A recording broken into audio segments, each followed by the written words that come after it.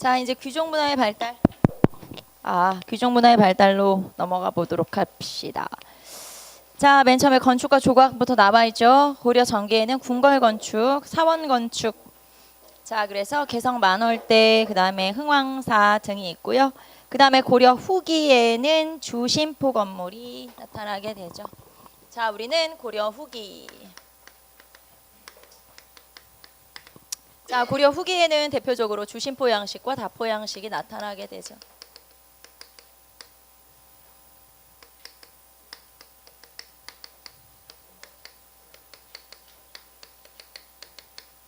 주심포라고 하는 건 기둥 주자를 써서 기둥 위에만 포라고 하는 양식이 나타난다는 뜻이고요. 다포는 말 그대로 포가 많다 이런 뜻이죠. 포라고 하는 건 여러분 오른쪽에 보시면은 자, 거기 주심포 양식, 다포 양식이라고 되어 있죠. 자, 우리나라는 지붕의 무게가 굉장히 많이 비중을 차지하는 편이죠. 건물 전체를 봤을 때 지붕의 무게가 차지하는 비중이 굉장히 큰 편이고요. 그렇기 때문에 기둥을 만들 때 이 기둥을 통해서 이 지붕의 무게가 고스란히 전달되기 때문에 지붕의 무게를 견디는 장식품이 필요한 거예요. 이런 걸 공포라고 하고 포 또는 공포라고 표현을 하죠. 이런 걸 포라고 해요. 그러니까 건축의 구조 중에 하나죠. 그게 바로 공포 또는 포. 여러분 오른쪽에 사진을 보시면 353페이지에 오른쪽에 주심포 양식, 다포 양식이라고 해서 그렇게 생긴 게 포예요. 저는 지금 여기다가 이렇게 마른 목골로 표시를 했지만 실제로는 약간 제 손이 지금 이렇게 교차돼 있죠. 이런 양식이라고 보시면 돼요. 이렇게 생긴 좀 특이한 구조물이 있는데 그런 걸 공포라고 하죠. 자, 이게 기둥 위에만 있으면 주심포, 그 다음에 기둥과 기둥 사이에도 이렇게 여러 개가 장식처럼 들어가 있으면 다포라고 하는데 고려 후기에 주심포 양식에 관련된 건물이 딱 3개 있어요. 그래서 우리는 그 3개만 알고 있으면 되겠죠. 자, 어떤 게 있는지 봅시다. 안동 봉정사 극락전이 있고요. 안동 봉정사 극락전. 자, 그리고 예산 수덕사 대웅전. 예산 수덕사 대웅전. 자, 그 다음에 부석사 무량수전. 영주 부석사 무량수전이 있어요. 이 3가지의 건물이 고려 후기의 주심포 양식의 가장 대표적인 건물이기 때문에 이 3개는 여러분이 그냥 세트다라고 생각하시고 외우시면 돼요. 자, 그래서 주심포 양식이 있고 그 다음에 다포 양식이 있고요. 다포 양식으로는 안성 성남사, 자, 뭐 서광사 응진전, 서광사 응진전, 성불사 응징전 이런 것들이 있고요. 이 다포 양식 같은 경우는 조선시대 건축 양식의 영향, 조선의 영향을 주게 된다. 조선시대 건축은 대부분 다포 양식이거든요. 그래서 조선시대에 영향을 주게 된다. 자, 그럼 이제 우리가 알아야 되는 건 얘네 3개라고 했죠. 안동 봉정사 극락전, 예산 수덕사 대웅전, 영주 부석사 무량수전 이렇게 알아두시면 되고요. 이 봉정사 극락전은 현존, 지금 남아있는 것 중에 최고, 가장 오래된 목조 건축물이에요. 지금 남아있는 것 중에 가장 오래된 목조, 나무로 만든 건축물이 안동 봉정사 극락전. 자, 그 다음에 이 안동 봉정사 극락전을 비롯한 이 건물들의 또 다른 건축의 특징들도 최근 들어서는 시험에 물어보는 편이에요. 작년, 올해 이런 식으로 최근에는 지붕의 모양도 같이 물어보거든요. 그래서 여러분이 정리하실 때 특징 같이 정리하시면 돼요. 안동 봉정사 극락전은 지붕의 모양이 맞배 지붕이에요. 여러분 오른쪽에 보시면은 지붕의 모양이 사진으로 그 그림으로 나와 있죠. 맞배 지붕 한번 보세요. 맞배 지붕은 그냥 우리가 보통 지붕 하면 생각나는 이렇게 네모네모 2개 붙인 거 있죠. 네, 그거 제일 심플한 그런 양식이에요. 그게 맞배 지붕이고 그 다음에 예산 수덕사 대웅전도 당연히 맞배 지붕. 특히 예산 수덕사 대웅전은 여기가 예산이잖아요. 그러면 어디? 충청도. 그러면은 이거는 만약에 고구려 백제 신라다라고 했을 때 어느 나라의 양식을 계승했을까요? 백제 양식이겠죠. 그래서 이거는 굳이 설명 안 해도 예산이면 충청도고 충청도면 백제였으니까 백제 양식을 계승했겠지. 예, 그렇게 우리가 생각할 수가 있죠. 자, 그 다음에 영주 부석사 무량수전은 팔짝 지붕으로 되어 있어요. 여러분 거기 지붕 사진 다시 한번 보시면 팔짝 지붕이라고 해서 가장 좀 장식적인, 좀 더 화려한 이런 느낌을 주는, 웅장한 느낌을 주는 게 팔짝 지붕에 조금 더 화려한 느낌을 주죠. 이런 팔짝 지붕에다가 요 영주 부석사 무량수전은 건축 양식이 하나 더 있는데 그 양식이 배흘림 기둥이에요. 배흘림 기둥이라고 하는 게 뭐냐면 기둥을 처음에 만들 때 그냥 이렇게 반듯하게 만들면 멀리서 봤을 때 이 사람 눈이라는 게 착시 현상을 나타내기 때문에 멀리서 보면 여기가 이렇게 들어가 보여요. 아주 미세하게 막 들어가 보이지는 않지만 이렇게 들어가 보이면 이상하게 건물이 좀 불안해 보이는 그런 모습을 띠거든요. 사람이 딱 봤을 때 그래서 되게 좀 건물이 좀 이상해 그렇게 보이는데, 자, 이거를 막기 위해서 처음에 이 기둥을 만들 때부터 살짝 이렇게 배를 굴려서 거의 티나지 않게 딱 보면은 굉장히 안정감을 주거든요. 이렇게 약간 배를 뚱뚱하게 만들어요. 이런 걸 배흘림 기둥이라고 그래요. 그래서 아주 미세하지만 보면 굉장히 안정감을 주는 이 묘한 그런 느낌이 있거든요. 그래서 요 특히 영주 부석사 무량수전은 주심포 양식으로 돼 있으니까 굉장히 단정하고 단아한 느낌을 주면서 팔짝 지붕으로 웅장한 데다가 배흘림 기둥으로 안정감을 주고 있기 때문에 굉장히 이 고려 시대 건축물로는 굉장히 뛰어나다. 그게 바로 영주 부석사 무량수전이에요. 자, 그 다음에 다포 양식 아까 설명했고요. 그래서 요 세 개는 주시포 양식의 가장 대표적인 건축물이기 때문에 여러분이 그냥 세트로 외워버리시면 되고, 최근 들어서는 지붕 양식까지도 시험에 나온다라는 거 알아두시면 되겠죠. 자, 그래서 353페이지에 기억, 니은, 디귿 나와 있죠. 한번 읽어보시고, 자, 그 다음에 한 장 넘기시면 다포식 건물 나와 있어요. 자, 다포식 건물도 성불사, 응징전, 서광사, 응징전 등등 이런 것들이 있다. 한번 읽어보시고요. 자, 그 다음에 밑으로 내려가서 석탑으로 갈까요? 석탑의 특징 봅시다. 자, 석탑은 다각다층탑이에요. 그래서 주로 고려시대의 특징은 다각다층탑. 자, 그리고 다각다층탑이기 때문에 안정감은 좀 부족하죠. 다층으로 되어 있으니까. 그러니까 길쭉한 거죠, 말하자면 탑이. 그러다 보면 안정감은 좀 부족할 수 있다. 그래서 안정감은 좀 부족하지만 다각다층탑의 어떤 그런 화려한 느낌을 준다라는 거. 자, 그러면 전기로 내려가 볼까요? 자, 아무래도 고려 초기에는 전기에는 삼국의 양식이 있고 또 그대로 이어져 오겠죠. 그래서 삼국의 양식을 계승한 석탑들, 거기 보시면 익산 왕궁리 5층 석탑, 부여 무량사 5층 석탑 등이 있다. 자, 그 다음에 신라 양식을 계승한 개성 현화사지 7층 석탑, 이런 것들은 고려 초기에는 아무래도 삼국의 영향을 받을 수밖에 없으니까 이런 특징이 나타나게 되고요.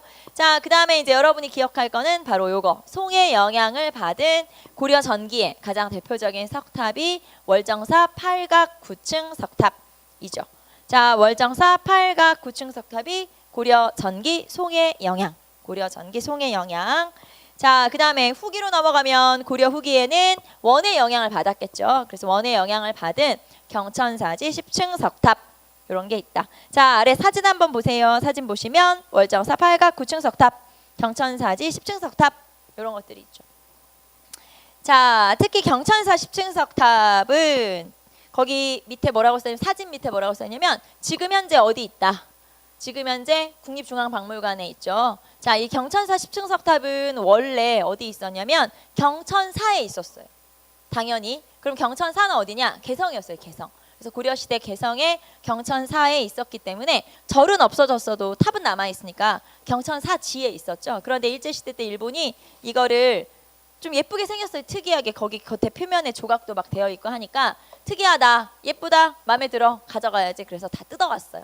탑이라는 건 해체 보수가 가능하거든요. 그래서 쉽게 말하면 다 해체를 한 후에 그걸 실어서 일본으로 가져가서 일본에다가 이제 딱 조립을 해놓은 거죠. 그래서 일본에서 보관을 하고 있다가 해방이 됐어요. 이제 해방이 되고 나서 일본이 우리나라 문화재를 엄청나게 뺏어갔을 거 아니에요. 그러니까 그거에 대한 이제 여론이 막 나오기 시작했어요. 그러니까 일본이 하도 이제 주변의 나라들에서도 뭐라고 하고 막 우리나라에서도 돌려달라고 하고 하니까 갖다 놨죠. 그러니까 다시 돌려주기는 했는데, 돌려줬으면 원래 어디다가 갖다 놔야 되냐면 원래 있던 그 자리에다가 그대로 갖다 놨어야 되는데 이제 그게 싫었던 거죠. 일본. 짜증이 난 거야. 그래서 얘를 그냥 한쪽에 방치를 했어요. 한쪽 어디에 방치했냐면 경복궁 한쪽 구석에 얘를 그냥 가져다가 방치하고 있었죠. 근데 문제는 뭐냐면 이 경천사 10층 석탑의 특징은 우리나라는 보통 화강암 좋은 게 많기 때문에 석탑은 다 화강암이에요. 웬만하면. 그런데 얘는 대리석으로 만들었어요. 대리석 뭔지 알죠, 여러분? 이렇게 맨질맨질한 이 대리석의 특징은 산성에 굉장히 약해요. 그러니까 산성 비가 오거나 새가 똥 싸면 싹 부식돼 버린다는 게, 부식은 이렇게 무너져 내리는 거 알죠? 이렇게 흘러내리는 것처럼. 그래서 요 경천사 10층 석탑을 그냥 밖에다가 이렇게 보관을 했기 때문에 벌써 이제 부식이 되기 시작을 했겠죠. 당연히 한 몇십 년 동안 거기에 있었으니까. 자, 그러다가 2000년대 들어와서 용산의 국립중앙박물관을 만들 때 이 탑을 보존하기 위해서 이 탑을 다시 가져다가 용산에 있는 국립박물관 건물 안에다가 탑을 다시 만들어 놨어요. 그래서 지금 현재는 얘는 국립중앙박물관에 보관이 되어 있다. 그러니까 이 사진은 예전에 찍은 거죠, 말하자면. 자, 그래서 경천사지 10층 석탑, 그게 바로 요 탑이다. 자, 일단 첫 번째, 고려 후기 원의 영향을 받은 거예요. 원나라의 불교가 라마교, 아까 독특한 불교가 있다고 했고, 그거에 영향을 받은 석탑이기 때문에 굉장히 겉에 조각이 막 돼 있고 장식적이에요. 그래서 첫째, 원의 영향을 받았다. 둘째, 얘는 지금 어디 있어요? 국립중앙박물관에 보관돼 있다. 셋째, 얘는 뭐로 만들었어요? 대리석으로 만들었다. 이 세 가지가 특징이 되겠죠. 그래서 경천사 10층 석탑. 자, 그런데 이 경천사지 10층 석탑이랑 똑같이 되게 쌍둥이처럼 비슷하게 생긴 석탑이 하나 또 있어요. 그거는 조선시대, 조선 세조 때 만들어진 원각사지 10층 석탑. 자, 원각사 10층 석탑은, 원각사 10층 석탑은 어디다 만들었냐면 원각사에다 만들었었겠죠. 그런데 원각사는 지금은 없어졌어요. 조선시대에 없어졌어요, 이미. 그리고 한 개화기쯤, 그러니까 이제 개항이 막 되고 그때 있잖아요. 개화기에 그때 서양의 건축가가 우리나라에 들어와서 그 원각사가 있었던 자리에다가 공원을 만들었어요. 그런데 거기는 원래 탑이 있던 공원이, 그 마을이기 때문에 탑골이라고 불렀어요. 그래서 거기다 만든 공원이 뭘까요? 탑골 공원이겠죠. 그래서 지금 현재 이 원각사 10층 석탑은 어디 있냐면 탑골 공원에, 종로에 있는 탑골 공원 안에 있고요. 걔도 얘랑 똑같이 생겨서 비슷하게 생겼기 때문에 역시 재료도 대리석이에요. 그래서 걔도 새똥 싸면, 새똥 맞으면 다 부식되기 때문에 지금 이렇게 유리 상자 안에다가 이렇게 넣어서 보관을 하고 있죠. 유리관 같은 안에다가. 자, 그래서 어쨌든 경천사 10층 석탑, 얘를 알아두시면 되죠. 자, 고려 전기에 송의 영향을 받은 가장 대표적인 거는 월정사 8각 9층 석탑. 고려 후기에 원의 영향을 받은 가장 대표적인 석탑은 경천사지 10층 석탑. 그리고 얘랑 비슷하게 생긴 원각사지 10층 석탑. 이렇게 있죠. 막 여러분 머릿속에 막 얘도 막 그렇고 막 뒤죽박죽이 막 경천사는 어디고 원각사는 어디야. 여러분 표정이 지금 그래요. 뭐라는 거야. 왜 이렇게 탑이 많아. 자, 그래서 석탑 2개. 사실 2개만 기억하면 되는 거죠. 월정사 8각 9층 석탑, 경천사 10층 석탑. 이게 2개가 가장 대표적이니까. 자, 그 다음에 가로 3번으로 내려오시면 승탑. 승탑이라고 하는 건 선종의 유행과 관련해서 발전한 거예요. 그래서 승탑이라고 하는 건 스님의 무덤이다, 이렇게 생각하시면 되고, 자, 이 승탑은 가로 2번에 대표적인 승탑 나와 있죠. 자, 팔각 원당형이 신라 양식이에요. 그래서 팔각 원당형, 즉 신라 양식을 계승한, 비슷하게 만든 고려시대 가장 대표적인 게, 자, 거기 보시면 고달사지 원종대사 해진탑. 그래서 고달사지 승탑. 자, 거기 보시면 고달사지 승탑이 가장 대표적.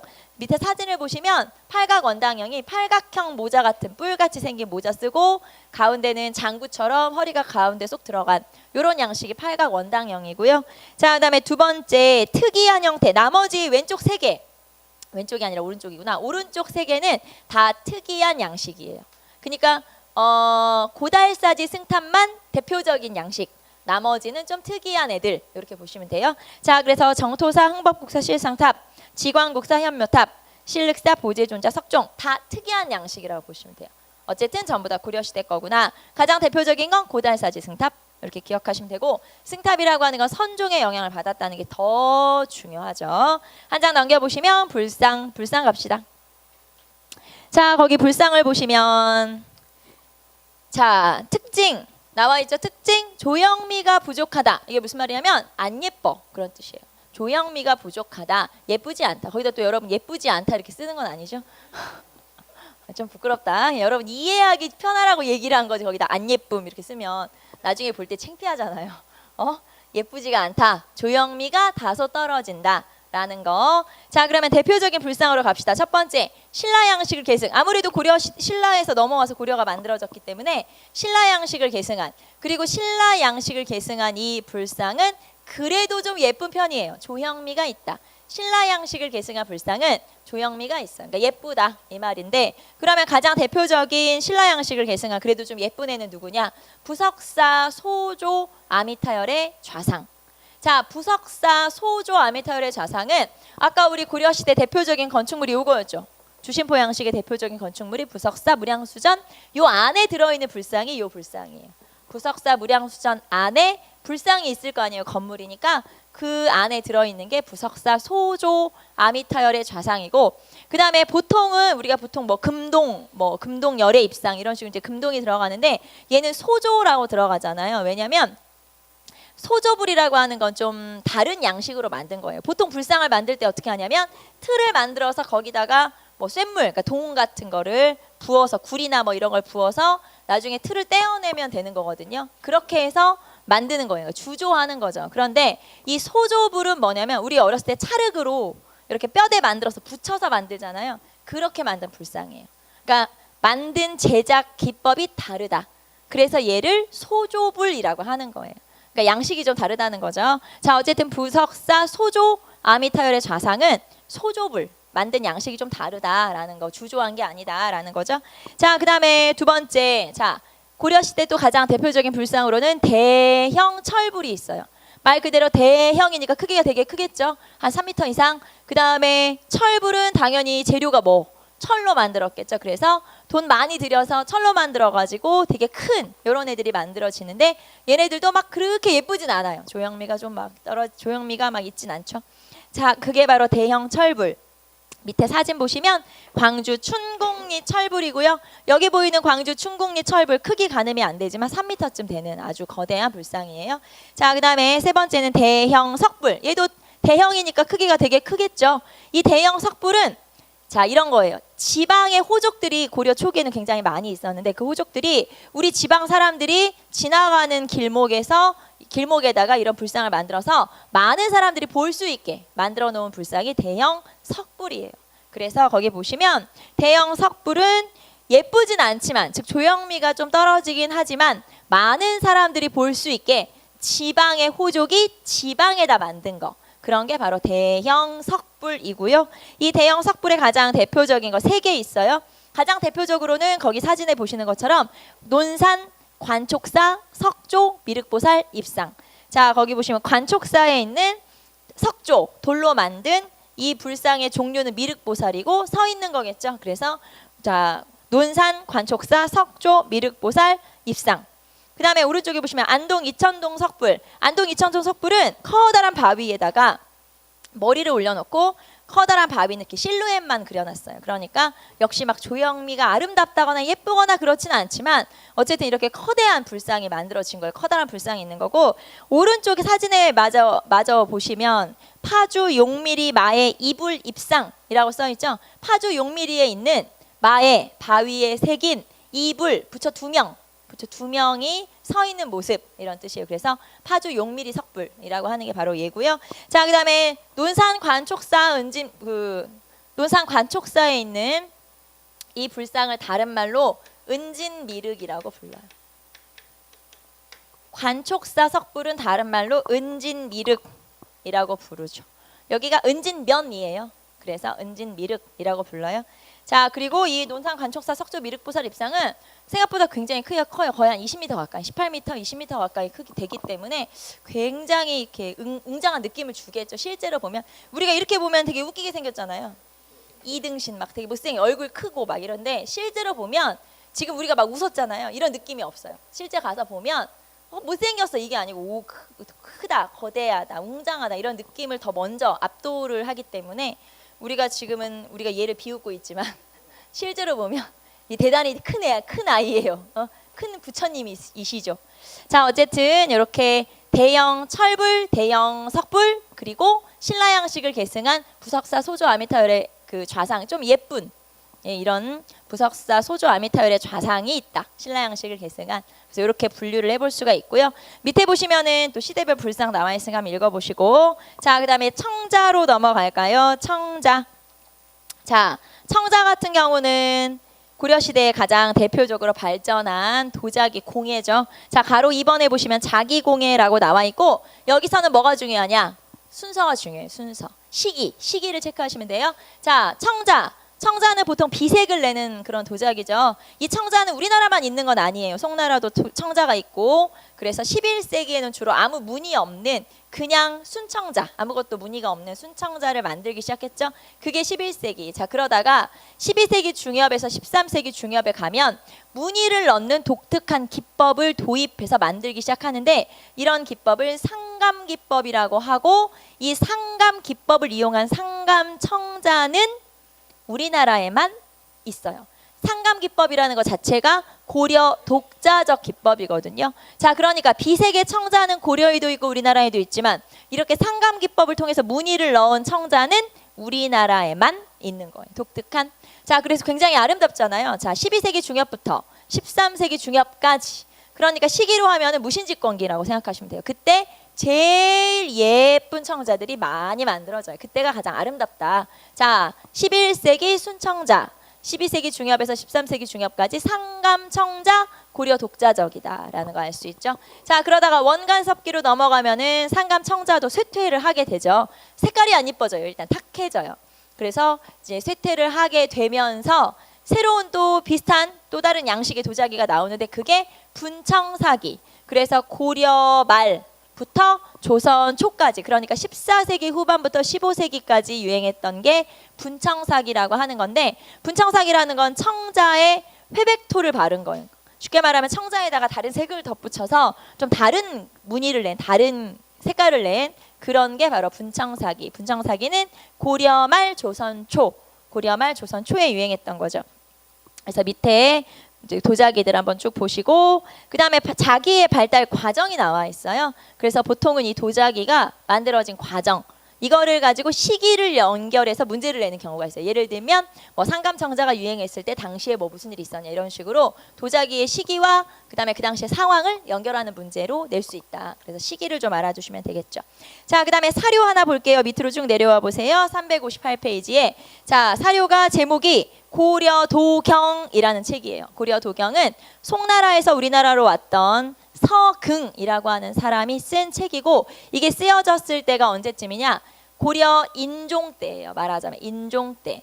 자, 이 고려 인종 때, 그러니까 막 이자겸 막 득세하고 그때 있죠. 그때 쓰여진 책이고, 이 책에서는 고려 도자기의 아름다움이나 이런 것들을 이제 칭송하고 있으면서, 시기는 인종 때니까 이자겸의 횡포를 쓰고 있어요. 이자겸의 난이 일어나기 몇 년 전이거든요. 그렇기 때문에 이자겸이라는 사람이 있는데 그 사람이 너무 횡포가 심하더라 라는 내용을 담고 있어요. 그래서 시기가 언제냐, 요 고려 도경이라는 책에 시기를 물어보는 문제가 출제가 되기도 하죠. 한번 체크해 보시고, 그 다음에 금속공예. 자, 금속공예 거기 보시면 청동 은입사 기술이라고 하는 게 있다. 자, 그리고 나전칠기라는 건 여러분 상상해 보시면 까만색 물감을 칠한, 옷칠을 한 상자에다가, 왜 우리 전복, 이렇게 전복 안쪽에 조개 껍데기 같은 거기 이렇게 반짝반짝 하잖아요. 그거를 이렇게 얇게 점이어서, 그러니까 뜯어서 그걸로 무늬를 붙인 거예요. 굉장히 정교한 그런 무늬를 낸 거를 나전칠기. 보통 우리 자개농 이런 거 있잖아요. 그런 거랑 같은 기법이라고 보시면 돼요. 그게 나전칠기. 근데 고려시대 이걸 되게 잘 만들었어요. 우리나라 사람들이. 그래서 수출을 하기도 하고, 그게 바로 나전칠기예요. 자, 그 다음에 범종, 그 다음에 글씨. 자, 글씨는 무슨 체가 유행했는지 정도만 체크하시면 돼요. 고려 전기는 왕의지체와 구양순체, 고려 후기는 송설체. 그래서 이 정도만 기억하시면 되고. 자, 한 장 넘겨서 그림. 자, 그림 볼까요? 고려 전기는 예성강도, 일영의 예성강도라는 그림이 있었대. 하지만 전하지는 않아, 이거죠. 그러니까 그림이 전하지는 않기 때문에 고려 전기의 그림은 남아있지 않고요. 고려 후기의 그림 봅시다. 고려 후기에는 공민왕이 그렸다는 그림이 남아있어요. 공민왕이 그렸다는 천산대렵도라고 하는 그림이 남아있다. 자, 천산대렵도가 밑에 보시면은 이게 그림 자체가 일단 색깔이 이렇게 들어가서 안 보이는 게 아니고 원래 잘 안 보여요. 그래서 어떤 그림이냐면 변발의 호복을 한, 그러니까 원나라 복장을 한 두 명의 무사가 말을 타고 같은 방향으로 달려가는 그런 그림이에요. 이렇게 설명해도 잘 보이지 않아요. 그림이 워낙 희미하기 때문에. 자, 그래서 그런 그림, 공민왕의 그림으로 알려진 천산대렵도라는 그림이 있고요. 그 다음에 아무래도 불교 국가니까 불교 그림이 많이 남아있겠죠. 특히 관음보살, 그러니까 우리가 알기로는 관세음보살, 관세음보살에 대한 그림이 많이 남아있어요. 그래서 이거를 관음보살도 라고 하기도 하고 양류관음도라고 하기도 하는데, 그런 불교 그림이 많이 남아있고, 가장 대표적인 해허의 그림, 해허의 양류관음도, 관음보살도는 일본에 전해지고 있죠. 그래서 해허가 그린 불화가 관음보살을 그린 그림이 일본에 전해지고 있다. 자, 그 다음에 뭐 나머지는 한번 여러분이 쭉 읽어보시고, 그 다음에 문학으로 한번 가볼까요? 자, 문학의 발달에서는 주로 한문학 정도 알아두시면 되는데, 한 장 넘기시면은 262페이지에 자, 고려 중기는 아무래도 한문학이 발달했고, 고려 무신집권기로 가면 아무래도 무신들이 집권을 하던 시대니까 한문학 자체도 쇠퇴를 하게 돼요. 그래서 이때는 주로 설화문학이라든가 이렇게 떠돌아다니는 얘기들을 적은 그런 좀 가벼운 글들이 많이 유행을 하게 되죠. 거기 보시면 임춘의 국선생전, 그 다음에 뭐 파한집 이런 걸 통해서 다양한 수필이라든가 그 다음에 설화문학이라든가 이런 것들이 남아있게 돼요.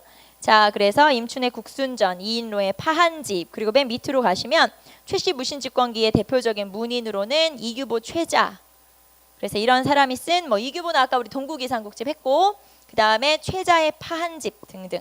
최근 들어서는 이 시기에, 그러니까 고려시대나 조선시대에 이런 수필문학, 설화문학의 저자와 저서, 그러니까 예를 들면 뭐 이인로의 뭐, 그 다음에 최자의 뭐 이런 식으로 이제 저서와 저자가 있잖아요. 그런 걸 연결하는 문제들이 조금 디테일하게 문제가 나오면 나올 수 있거든요. 그래서 이거는 뭐 외운다기보다는 한번 읽어보는 걸로. 그 다음에 오른쪽으로 가시면 경기체가는 신진사대부들이 향가의 양식을 계승한 거예요.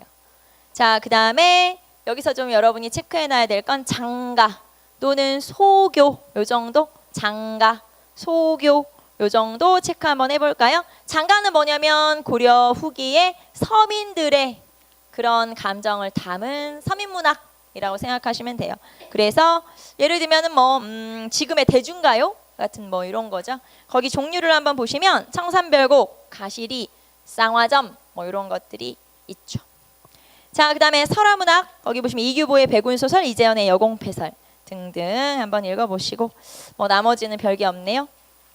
나머지 문제 한번 읽어보시고, 자, 그 다음에 이제 우리는 2권으로 한번 들어가 보도록 할까요? 진도가 조금 느려서 조금 근세는 좀 빨리 나가야 될 것 같아요.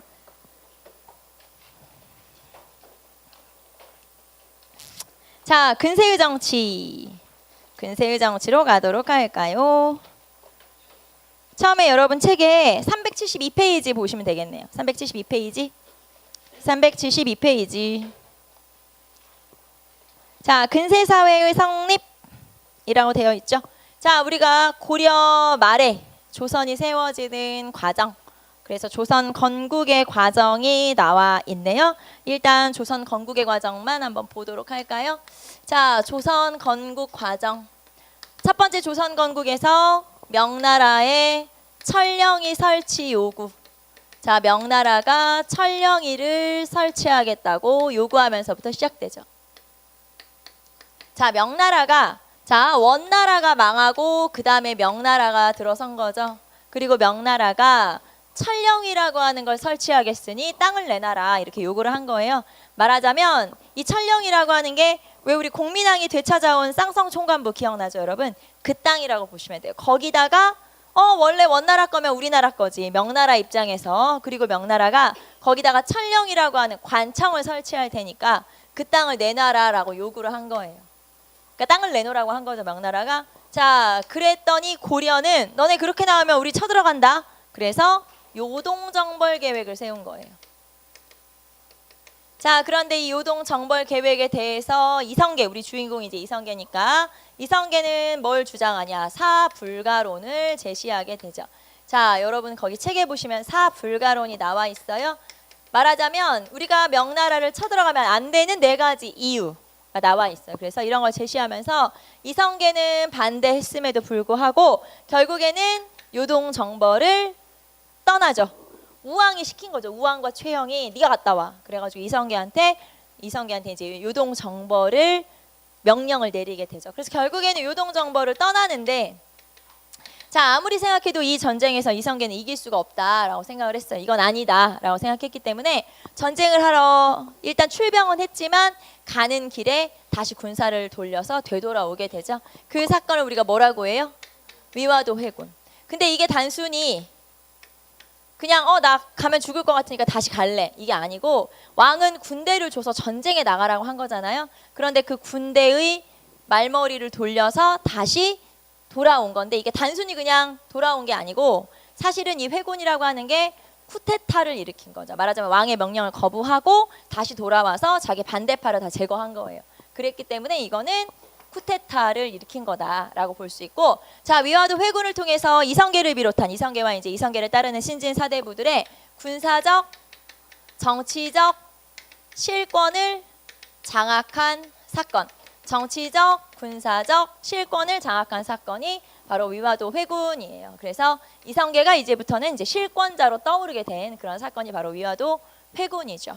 자, 그러면 372페이지 보시면은 동그라미 3번의 위화도 회군까지 정리를 좀 해봤고, 자, 그리고 이 이성계와 결탁한 세력이 신진 사대부인데 이 신진 사대부가 분열을 하게 되죠. 말하자면, 자, 요 이제 위화도 회군 다음에 이성계를 비롯한 신진 사대부가 정권을 차지했는데 자기들은 아직까지 어떤 경제적 기반이 없기 때문에 그런 경제적 기반을 마련하기 위해 전제 개혁을 하게 돼요. 전제, 토지제도의 개혁이자 말하자면 전제 개혁을 시도하게 되고, 이 전제 개혁이 바로 과전법이에요.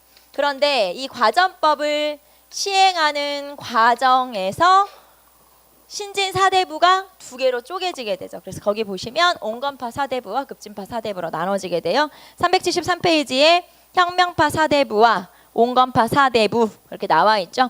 성격이나 뭐 나머지는 여러분이 한번 읽어보시면 되는데, 이 중에서 이제 가장 대표적인 건 인물이에요, 인물. 그래서 누구누구지 도대체? 온건파 사대부는 누구누구고 급진파 사대부, 혁명파 사대부는 누구누구지? 자, 중심 인물 한번 봅시다. 혁명파 사대부는 정도전, 조준, 남은, 하륜, 윤소종 이런 사람들. 자, 그 다음에 온건파 사대부는 우리가 알고 있는 정몽주, 이색, 길재 이런 사람들이죠. 자, 그러면 둘 중에서 소수파는 누구예요? 소수파. 자, 소수파는 혁명파 사대부예요. 원래 혁명파 사대부 같은 소수파들이 정권을 차지하는 거죠, 나중에 가면. 그래서 여기서 소수파는 혁명파 사대부고, 자, 이 사람들이 원하는 거는 급진적 개혁이에요. 그리고 고려라는 나라를 없애고 새로운 나라를 세우는 거죠. 여기 지금 혁명파 사대부라고 써 있잖아요. 원래 이 앞에 뭐가 생략이 돼 있냐면 역성혁명이라고 하는 말이 생략이 돼 있어요. 역성이 무슨 뜻이냐면 성을 바꾼다라는 뜻이에요. 그러니까 지금 현재 왕씨 왕조죠. 왕씨 왕조를 다른 성으로 바꾼다는 거니까 나라를 없애고 새로 만든다라는 뜻이거든요. 그래서 역성혁명파인 거죠. 그래서 이 사람들은 굉장히 급진적이고, 그다음에 고려라는 나라를 없애고 새로 나라를 만들자 이렇게 주장했던 사람들이고, 온건파 사대부는 말 그대로 천천히 점진적 개혁을 하자 이렇게 주장하는 사람들이지만, 이 급진파 사대부가 결국에는 이제 승리를 하게 된 거죠. 혁명파 사대부가. 자, 그래서 결국에는 온건파 사대부를 제거하게 되죠. 자, 이때 제거된 가장 대표적인 인물이 누구예요? 정몽주. 정몽주 얘기는 여러분 다 알죠? 태종 이방원과 그 다음에 정몽주 사이에 이렇게 시가 몇 번 왔다 갔다 한 후에, 자, 이방원이가 하여가를 먼저 보내죠. 이런들 어떠하리 저런들 어떠하리 잘 살아보자 이렇게 이제 하여가를 먼저 보냈더니 정몽주가 답장을 날리죠. 답장 뭘 날려요? 단심가를 날리지. 나는 한 임금만 섬길 테야 이러면서 이제 단심가를 날리자, 이방원이는 이 정몽주라는 인물이 굉장히 대단한 인물이었기 때문에 학문으로도, 그래서 이 사람을 끌어들이려고 한 거죠, 내 편으로. 그런데 정몽주가 내 편이 안 되게 생긴 거죠, 딱 보니까. 그래서 결국에는 제거.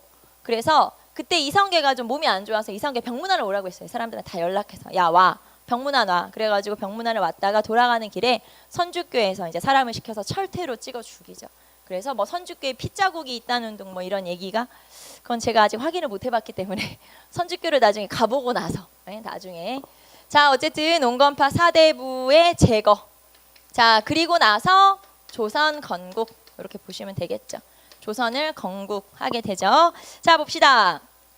자, 급진파 사대부가 정치적 실권을 장악을 하게 되면서 이제 조선을 건국하는데, 거기 두 번째 줄에 여러분 폐가입진이라고 써 있죠. 폐가입진이라고 써 있어요.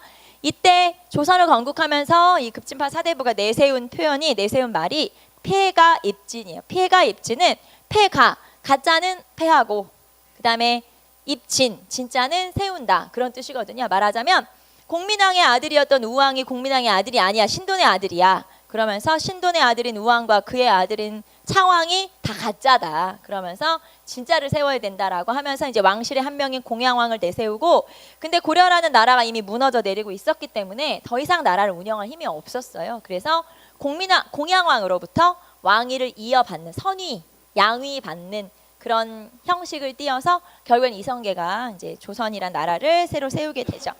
자, 그리고 밑으로 내려가시면 뭐 온건파 제거 쭉 나와 있죠. 한 장 넘겨서 이방원과 정몽주의 한시도 나와 있고요. 그 다음에 조선 건국.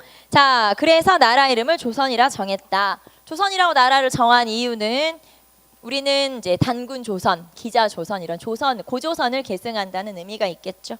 한번 읽어보시고, 자, 그 다음에 한양천도, 한양으로 천도한 이유는 남경길지설이 있었기 때문이고, 쭉 한번 내려와 보시고요. 자, 그 다음에 근세사회. 자, 지금 우리가 조선 전기를 배우고 있는데 조선 전기를 우리가 근세사회라고 해요. 여기다 한번 적어볼까요? 자, 조선이라고 하는 나라를 크게 조선 전기와 조선 후기로 나눠질 수 있어요. 나눌 수 있죠. 자, 이 조선 전기는 우리가 다른 말로 시대를 구분하는 표현으로 하면 근세라고 그래요. 그래서 지금부터 우리가 배우는 시대는 근세. 그래서 여러분 책에 근세 사회의 성격이라고 나와 있죠. 근세라고 하는 건 간단하게 근대와 중세의 중간 정도 되는 그런 특징을 다 가지고 있는 그 중간 단계의 시기다라는 뜻이죠. 자, 그 다음에 조선 후기를 우리가 다른 말로 근대 태동기라고 그래요. 그래서 근대 사회라고 하는 이 사회, 발전적인 사회의 모습이 조금씩 나타나기 시작하는 시기라는 뜻이에요. 그래서 조선 후기는 우리가 근대 태동기라고 하고, 시기로 하면 여기는 15세기와 16세기. 그래서 조선 전기, 지금 우리가 배우는 요 근세를 크게 분류를 하면 15세기, 16세기. 그런데 그 15세기와 16세기는 지배층도 다르고 성격도 굉장히 다르거든요. 그래서 여러분이 근세, 조선 전기를 공부하실 때는 주로 15세기, 16세기로 좀 구분을 하시면 돼요. 자, 그 다음에 근대 태동기는 17세기, 18세기, 19세기 이렇게 나눠지고요. 그래서 지금 우리가 배우는 시대는 요 시대, 요 시대 이렇게. 조선 초기, 조선 중기 이 정도 되겠죠. 그래서 15, 16세기를 좀 비교를 하면 된다라는 거 알 수가 있고, 자, 그 다음에 정치, 경제, 사회, 문화. 그래서 근세라고 하는 시대는 아무래도 왕권이 좀 안정되고 왕권이 강화되고 신권과 조화를 이루고, 그 다음에 경제적으로는 양인의 숫자가 증가하면서 조금 더 살기 좀 좋은 시대가 된 거죠. 자, 그리고 평민, 양인의 권익이 좀 향상되는, 문화도 발전한 그런 시대구나라는 걸 알 수가 있죠. 한번 읽어보시고, 자, 여기까지 해서 우리가 근세의 딱 시작까지, 조선이 시작되는 시기까지 한번 봤고요.